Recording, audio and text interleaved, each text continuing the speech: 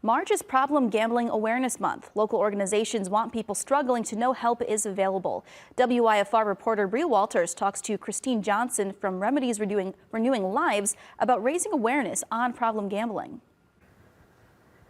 Nearly 4% of Illinois residents have a gambling disorder, and nearly 7% are at risk of developing a gambling disorder, according to research by Health Resources in Action.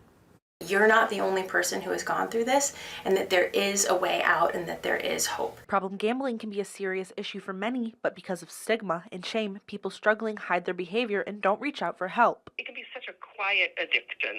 With other substances, there's ways that you can see that someone is addicted. They provide specimens that can show us what substances are in their system.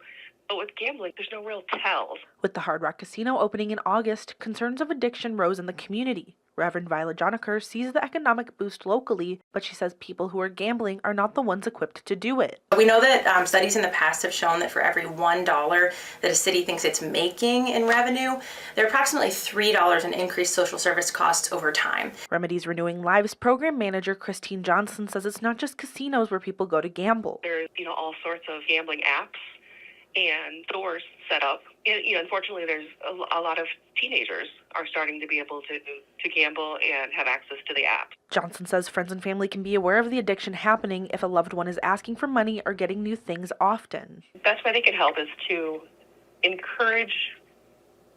start some open dialogue, encourage that person to maybe talk about their gambling habits.